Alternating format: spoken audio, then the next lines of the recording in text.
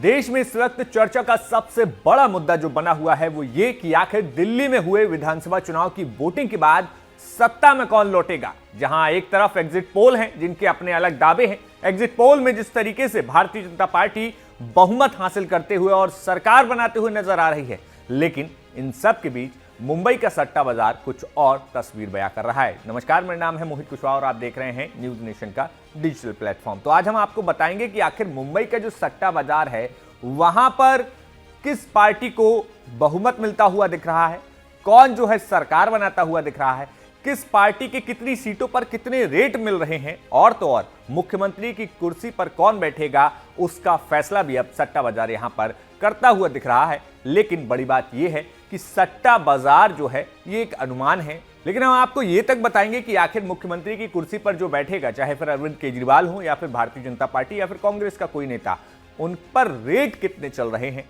ये भी हम बताएंगे। तो शुरुआत करते हैं सबसे पहले कि आखिर दिल्ली में आपको बताएं कि 70 सीटों पर चुनाव हुए हैं और इन 70 सीटों में बहुमत के लिए 36 सीटें जीतना किसी भी पार्टी के लिए बहुत जरूरी है। अगर देखें तो सट्टा बाजार के मुताबिक बहुमत के लिए आम आदमी पार्टी को यहां पर 24 पैसे का रेट मिल रहा है, जबकि बीजेपी को 39 पैसे का और कांग्रेस को 2.30 पैसे का रेट मिल रहा है। अब आप कहेंगे कि भाई 24 पैसे ये सब समझें कैसे? तो भाई सिंपल बात यह है कि 24 पैसे का रेट यानी कि जिस पार्टी या जिस मुद्दे पर सबसे कम रेट मिल रहा है उसके जीतने की, उसके आने की संभावना सबसे ज्यादा है। यहां पर मुंबई सट्टा बाजार के मुताबिक आम आदमी पार्टी को 24 पैसे का रेट मिल रहा है, यानी कि अगर कोई यहां पर 1 रुपए लगाता है तो उसको 1 रुपए 24 पैसे मिलेंगे, जबकि अगर भारतीय जनता पार्टी पर कोई दाव खेलेगा तो उसको 39 पैसे ज्यादा मिलेंगे। लेकिन अगर कोई कांग्रेस पर दाव लगाता है, जो कि बहुत कम चांसेस हैं, ऐसे में यहां पर रेट सबसे ज्यादा मिल रहा है।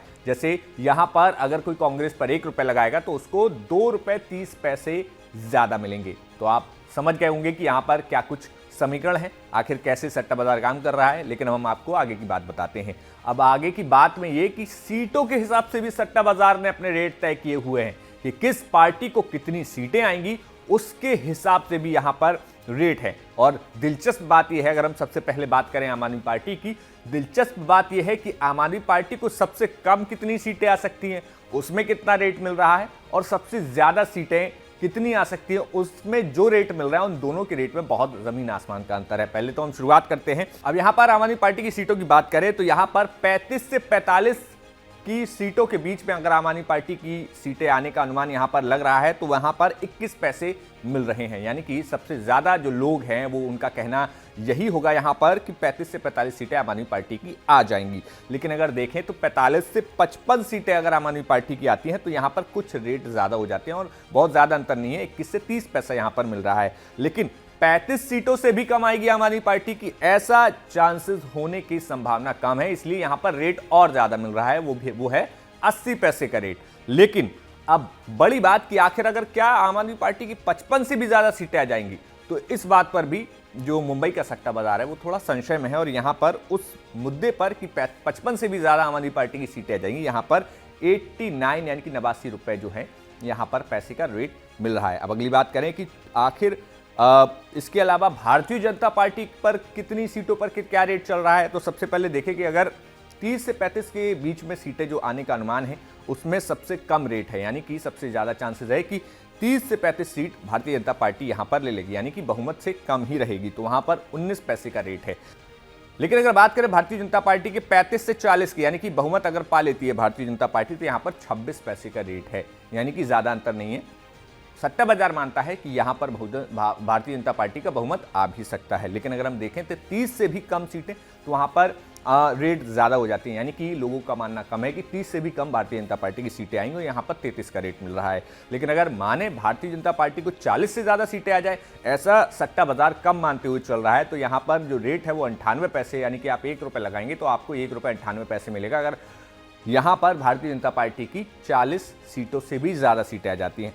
अब बात कर लेते हैं कि कांग्रेस की सीट कितनी आएगी। तो भाई कांग्रेस के आंकड़े काफ़ी चौंकाने वाले हैं। हमने देखा कि लगातार राहुल गांधी और तमाम पार्टियों ने प्रचार किया और एक तरफ से इंडिया अलायंस की जो बात कही जा रही थी वो यहाँ पर दिल्ली में अलग तरीके से दिखा। लेकिन अगर हम सट्टा बाजार की बात करें और चुनावी गणित की बात करें तो यहाँ पर क्या है कि यहाँ पर कांग्रेस को 0 से 5 सीटों पर तो 8 पैसे का रेट मिल रहा है, यानी कि लोग कुछ लोग मानते हैं यहाँ पर कि कांग्रेस की 0 से लेकर 8 तक सीटें कुछ ना कुछ आ सकती हैं। लेकिन अगर देखें तो क्या 6 से 10 के बीच में, अगर हम आंकड़े देखेंगे, क्या 6 से 10 के बीच में कांग्रेस सीटें ला पाएगी? तो यहाँ पर 75 पैसे का रेट है भाई, और 75 पैसे मतलब बहुत ज़्यादा, कि लोगों को चांसेस कम है कि यहाँ आ भी पाएगी।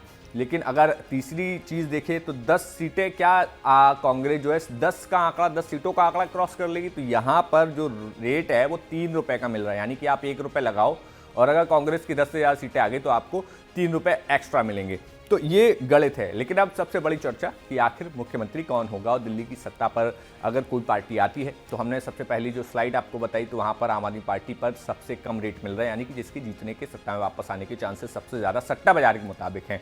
तो यहाँ पर मुख्यमंत्री की कुर्सी पर अगर बात की जाए तो अरविंद केजरीवाल के नाम पर 11 पैसे मिल रहे हैं, यानी कि सट्टा बाजार का मानना है कि अरविंद केजरीवाल फिर से मुख्यमंत्री बन सकते हैं, इसलिए रेट वहां पर कम मिल रहा है। और अगर भारतीय जनता पार्टी का कोई मुख्यमंत्री होता है, यानी कि भारतीय जनता पार्टी सरकार में आती है किसी भी तरीके से, तो यहाँ पर रेट जो है 49 पैसे का, यानी कि आप 1 रुपये लगाइए और भारतीय जनता पार्टी की सरकार बनती है तो वहाँ पर 1 रुपये 49 पैसे का रेट मिलेगा।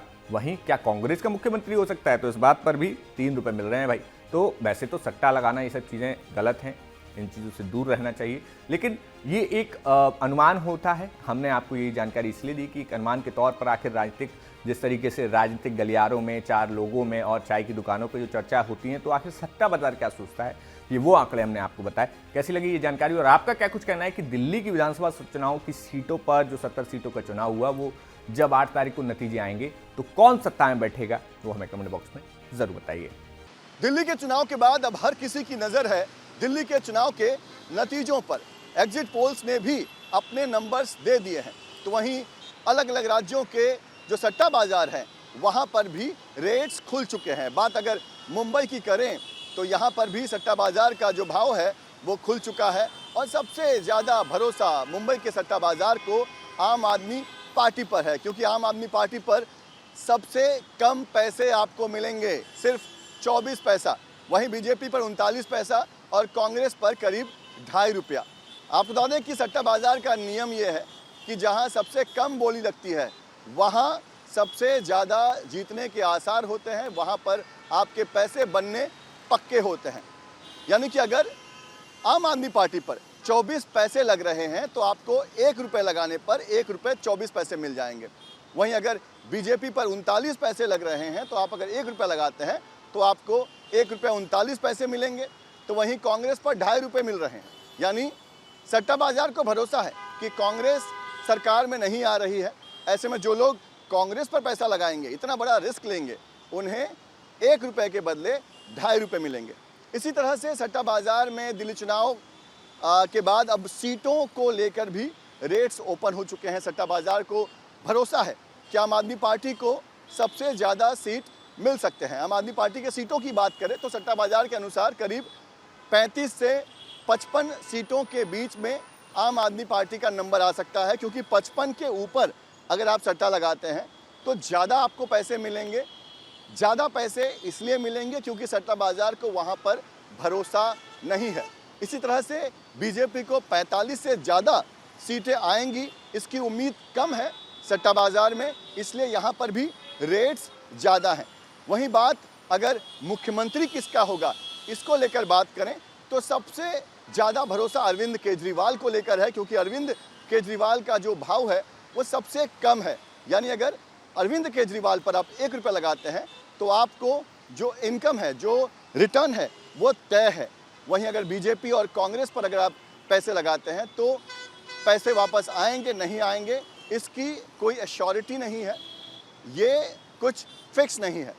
इसीलिए अगर कांग्रेस के मुख्यमंत्री की बात करें तो यहाँ पर सट्टा बाजार आपको 1 रुपये के बदले 3 रुपया दे रहा है, क्योंकि सट्टा बाजार को यकीन है कि कांग्रेस का मुख्यमंत्री नहीं बन रहा है। तो कुल मिलाकर अगर बात करें तो दिल्ली चुनाव से पहले सट्टा बाजार एक्टिव हो चुका है। देश के अलग अलग राज्यों में सट्टा बाजार ने अपने भाव ओपन कर दिए हैं। मुंबई में भी सट्टा बाजार गर्म है और हर किसी की नज़र है कि दिल्ली चुनाव के नतीजे आखिर क्या होंगे। वीडियो जर्नलिस्ट सिद्धेश वाजके के साथ Pankaj Mishra, news nation, Mumbai. News nation अब व्हाट्सएप पर खबरों के ताज़ा अपडेट के लिए न्यूज नेशन के इस क्यूआर कोड को स्कैन करें